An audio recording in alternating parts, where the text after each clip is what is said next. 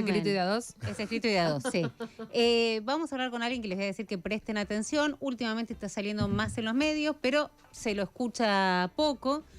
Y creo que ha tenido una semana particularmente agitada en su doble rol, porque no solamente, digamos, todos los que han estado trabajando en el tema del presupuesto, con estas tremendas diferencias que venía contando Agustín recién y sobre temas muy sensibles, sino que además es vicerrector de la UBA, que tuvo hasta hace un ratito, nada más después de 48 horas, el Colegio Nacional, que depende de la UBA, tomado. Estuvo con medidas de fuerza que habían empezado, ¿se acuerdan?, el lunes a la noche, rechazando la gestión de la rectora Valeria Bergman. Estamos hablando de Emiliano Jacobiti, está del otro lado de la línea. ¿Cómo estás, Romina Manguel?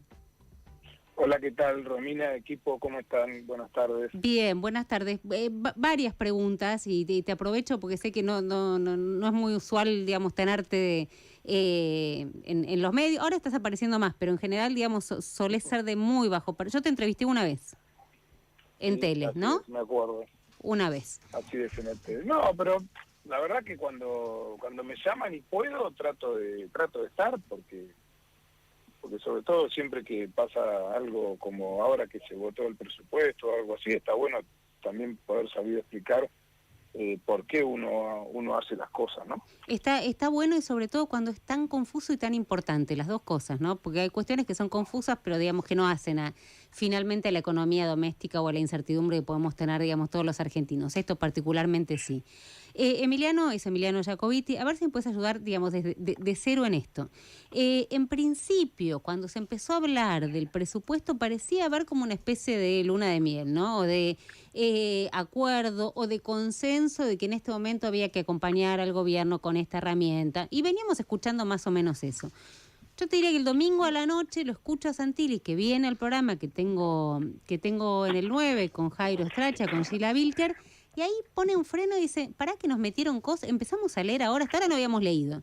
Empezamos a leer, porque no estaba, empezamos a leer ahora algunas cuestiones que nos están haciendo mucho ruido, que las quisieron meter de sopetón, como por ejemplo el tema del impuesto a las ganancias a los jueces. Así que yo no estoy tan seguro que vayamos a acompañar. Lo dijo el domingo a la noche. Ahí se prendieron, digamos, algunas alarmas. Pero explícame, porque según Santilli, yo te doy la posición de Santilli, que fue la pública, pero quiero escuchar, digamos, desde Evolución, que es lo que me decís vos, ¿en qué momento se rompe, o por ahí estoy equivocada y nunca existió, esta especie de preacuerdo respecto de los vamos a acompañar, no va a ser un presupuesto que va a salir con ruido? No, a ver, lo primero que hay que tener en cuenta es que el presupuesto es como la hoja de ruta de un gobierno, ¿sí? En el presupuesto del gobierno le dice al Congreso en qué va a gastar los fondos, ¿sí? En qué partidas va a asignar, cuáles son sus prioridades del gasto, ¿sí? El trabajo que tenemos en el Congreso es discutir ese esa hoja de ruta del gobierno con el oficialismo. Ahora, lo que hay que saber es que en la Argentina no existe, como por ejemplo en Estados Unidos, una cláusula donde se apaga el gobierno si no se aprueba el presupuesto. Si vos no aprobás el presupuesto, si nosotros no aprobábamos el presupuesto y no bajábamos a discutir el presupuesto, no solo no podíamos influir en qué se iban a gastar los fondos de los contribuyentes, sino que aparte, en un año electoral, el gobierno iba a poder gastar reordenando partidas a libre disponibilidad. Entonces, lo que nosotros hicimos fue, más que acompañar al gobierno, acompañar a la oposición en que el gobierno no puede hacer lo que quería. Para eso nosotros existía una diferencia, ¿cuál es? Que el gobierno planteaba que la inflación iba a ser del 60% y nosotros planteamos que la inflación va a ser superior. ¿Por qué hacen eso los gobiernos? Porque al hacer eso lo que hacen es subestimar los ingresos futuros. Entonces después te queda una bola de dinero, por decirlo así, o Sí. una bolsa de recursos, Sí. que es la diferencia entre el ingreso real y el ingreso que vos pronosticaste. Y eso suele quedar después de libre disposición porque se hace con decisiones administrativas. Pero vos decís que este 60%, digamos, es un dibujo intencionado. A ver, yo creo que no sé si intencionado o no, pero todos creemos que va a ser menor. Por eso nosotros... No, que va a ser mayor la inflación. Que va a ser mayor la Ahora, inflación. te hago un punto ahí, porque... Ahí, sí, pero déjame terminar una cosa. Nosotros, lo primero que pusimos como condición fue una cláusula donde la diferencia entre lo recaudado de manera real el año que viene y lo que se estimaba que se iba a recaudar tenga que pasar por el Congreso otra vez para volver, para poder ser utilizado. O sea que lo que nosotros logramos fue que el gobierno tenga en un año electoral 0 discrecionalidad sin el Congreso para gastar los fondos. Punto número 1. Por eso era importante. Punto número 2, logramos, porque la verdad que a diferencia del presupuesto anterior, el gobierno se tomó el tiempo de mandar a los ministros, de mandar a los secretarios, de mandar a quienes nosotros le fuimos pidiendo para discutir las partidas. Bueno, otra cosa que nosotros logramos es bajar el impuesto a las ganancias de una manera inteligente, que es, habilitamos o logramos que se votara casi por unanimidad que las familias puedan deducir, así como lo pueden hacer con una prepaga o como el interés de un crédito o como el alquiler, que puedan deducir hasta el 40% de un salario mínimo vital y móvil de los gastos de los gastos en educación. Perdón, el 40% del mínimo no imponible. Sí. De los gastos en educación. ¿Eso qué quiere decir? Que al que invierte en educación, a la familia que invierte en la educación de sus hijos, vos le bajás el impuesto a las ganancias. ¿Por qué? Porque por primera vez en la historia tributaria de la Argentina, la educación se empieza a considerar una inversión y no un gasto. Entonces la podés deducir, porque es una inversión para una ganancia futura. ¿Sí? Ahora, Emiliano, estamos charlando con Emiliano Jacobiti, diputado, ayer partícipe importante de la votación en presupuesto. Ahora, sobre este punto de las ganancias, te quiero hacer una pregunta puntual. Agustín Álvarez Rey te está hablando, ¿eh? Sí. No, porque del otro lado a veces confunde, ¿viste? Nosotros hablamos, preguntamos y no decimos quiénes estamos del otro lado. Eso, tenés razón. Dale. ¿No hay un doble beneficio para el que manda a un niño, por ejemplo, a una escuela privada? ¿Sabes por qué te planteo esto? Porque la mayoría, no todas, pero la mayoría de las escuelas privadas reciben subsidio del Estado. O sea, tienen un subsidio del Estado.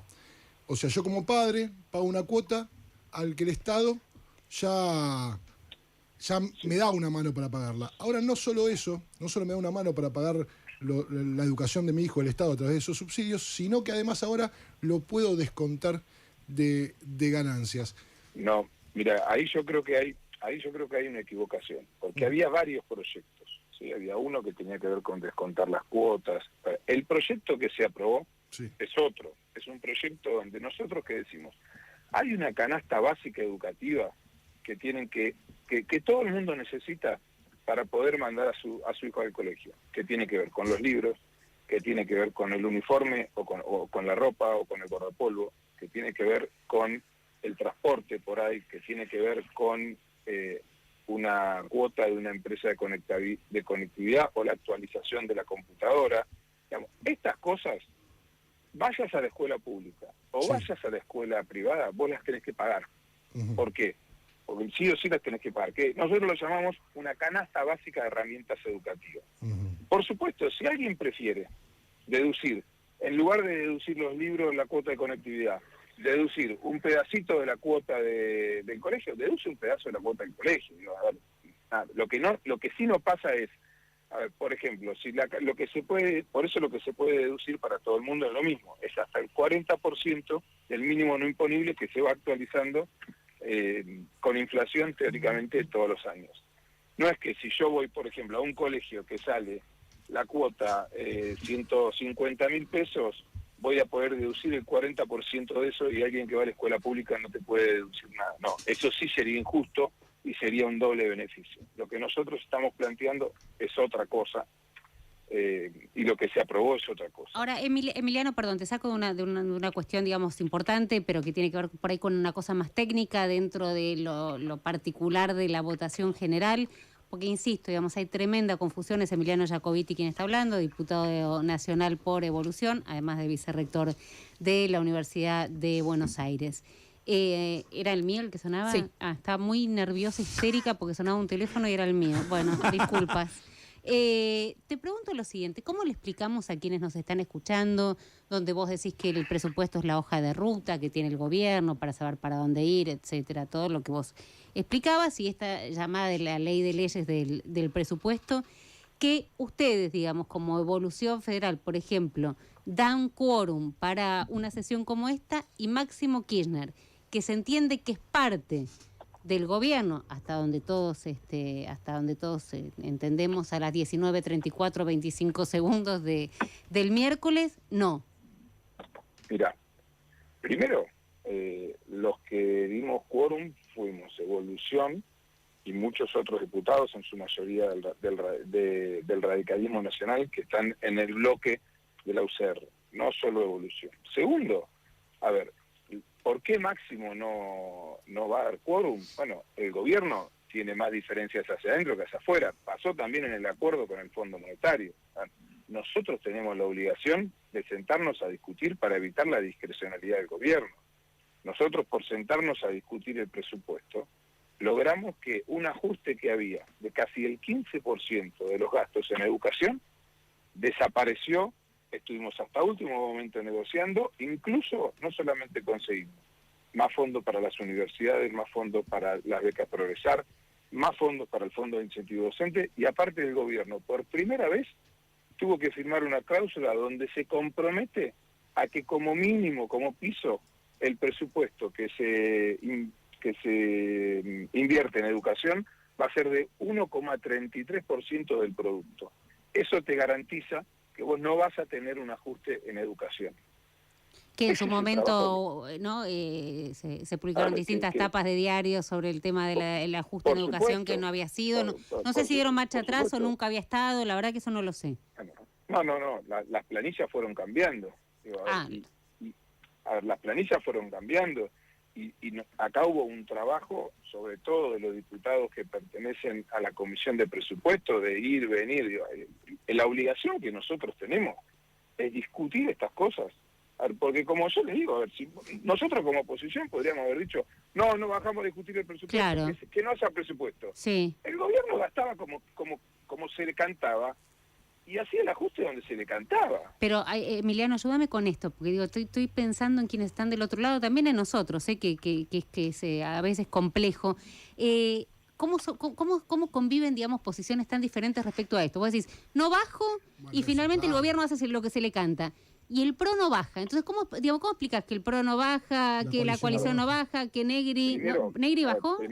No, a dar quórum no. A ver, no. La gente del bloque de Negri sí. Sí. Lo otro es que no hubo una estrategia no dar quórum. A ver, imagínate que la persona que no da quórum, a ver, vos si das quórum, hay dos formas que puedes votar. O te puedes abstener o votas a favor. Ahora, si vos no das quórum, votás en contra. No hay gente que no dé quórum y que se abstenga. Claro, sí. A ver, no hubo una estrategia de la oposición de no dar quórum, ¿eh? Eso no es así, eso nunca se discutió. No es que hubo un acuerdo de la oposición de no dar quórum. No, hubo diputados Emiliano, eso estaba como claro desde el principio, ¿no? El radicalismo lo tenía muy claro, pero lo que se ve ayer, a la hora de bajar el recinto, de esa coalición opositora, hay un sector que parece que a los ojos del público, de la gente que está mirando, queda como maduro, que es la coalición cívica, y ustedes quedan como más blando. De hecho, hoy hay dirigentes. No sé si más blando, acompañan Bueno, pero en los términos... Acompañan la discusión. En los términos no sé, me interesa el debate, me parece que está buenísimo. No digo, porque a los ojos de Cintano también los cuestionan, a los radicales que bajaron. Yo no creo que es más blando, yo creo que en todo caso es más duro. ¿Por qué? Porque nosotros pudimos influir en el presupuesto, el resto no.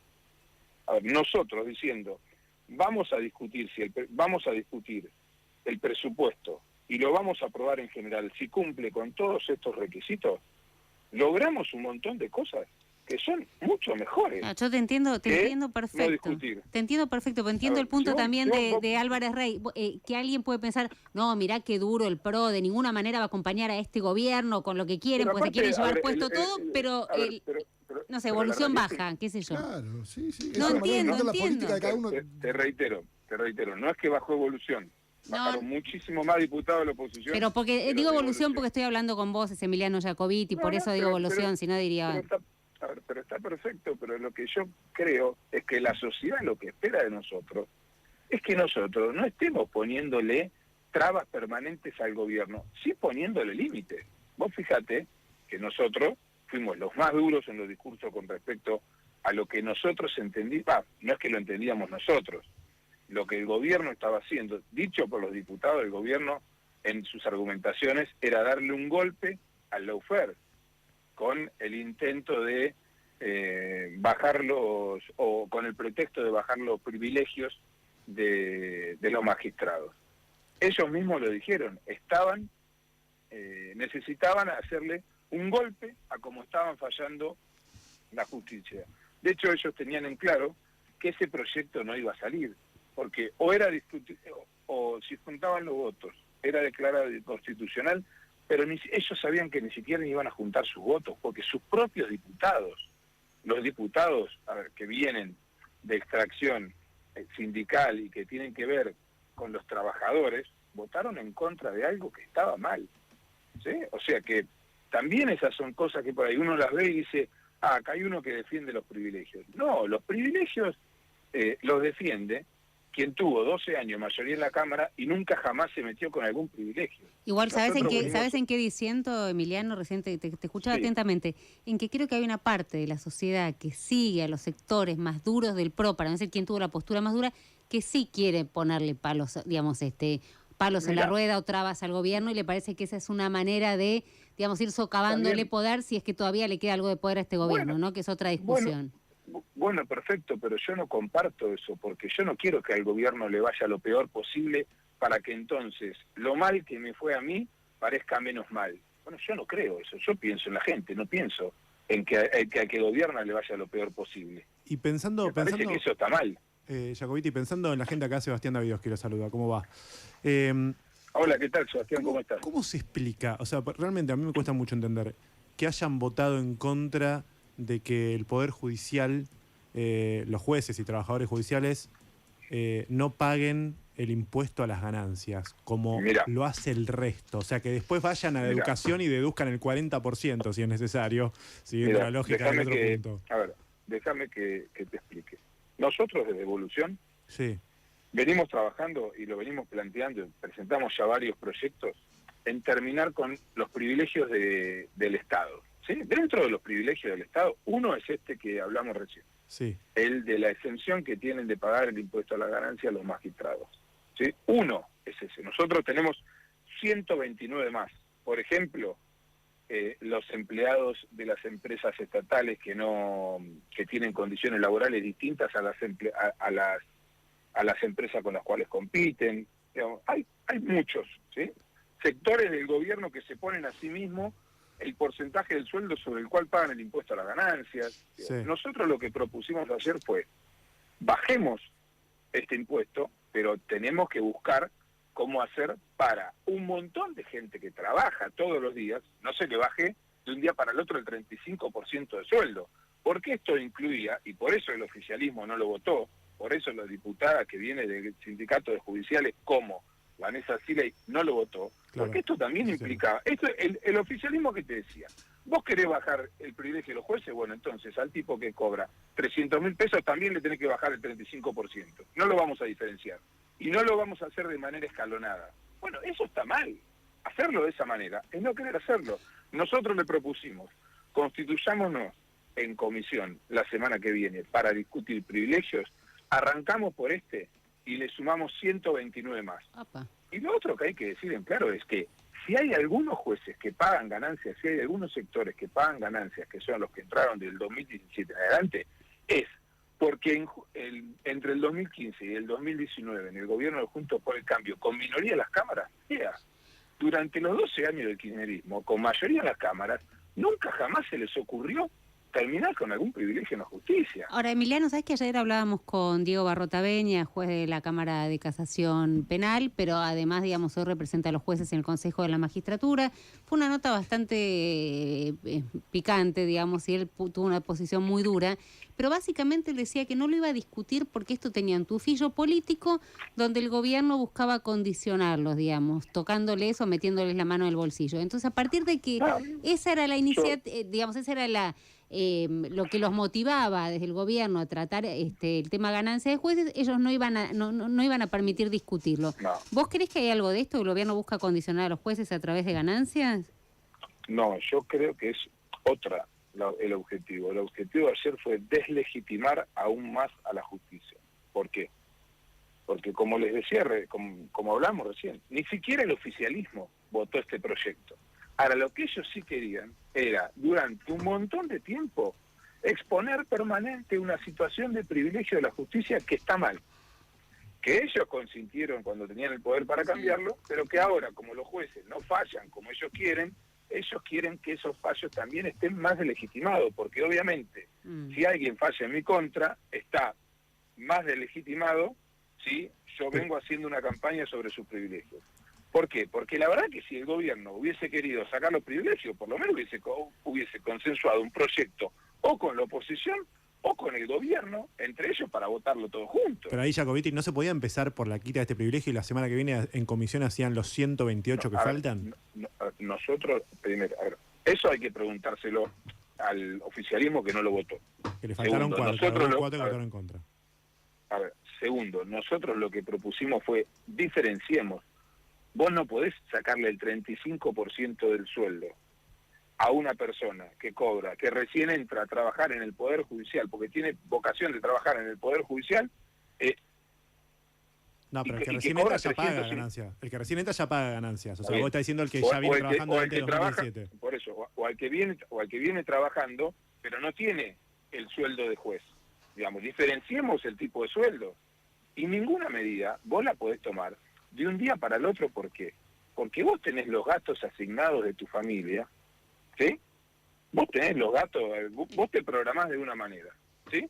Vos lo que tenés que decir es de manera escalonada, mirá, yo en los próximos 3 meses te voy a sacar esta cantidad, te voy a aplicar este impuesto. O de los próximos aumentos no te voy a aumentar, te voy a congelar hasta que pagues pero está bien, lo que vos estás diciendo es buscaron exponerlos, digamos, que se escuchen. Lo que buscaron fue ponerlos, y ni siquiera se tomaron el trabajo de entre ellos ponerse de acuerdo. Está más que claro. Emiliano, no quiero dejar de preguntarte, Emiliano Jacobiti, primero agradecerle a Rodrigo Herrero el laburo que hizo, porque yo digo, no, muchas gracias, nos cuesta sacarlo, y Rodrigo dice, yo que estoy acá, por supuesto, el laburo de los colegas que nos permiten tener a los interlocutores que tenemos ganas de entrevistar y que a veces nos cuestan, así que un beso grande a Rodrigo. Pero no quiero dejar de preguntarte por el tema del Buenos Aires. Se levantó la toma, desde el lunes había una medida de fuerza, entiendo que siempre fue con asistencia a clases, que eso no se interrumpió en ningún momento, pero no termino de entender cuál es el conflicto con la rectora y cuál es la decisión que se va a tomar desde las autoridades. Lo que pasó en el colegio es que los estudiantes se manifestaron en contra de la... Ahora hay que elegir las nuevas autoridades de los colegios preuniversitarios.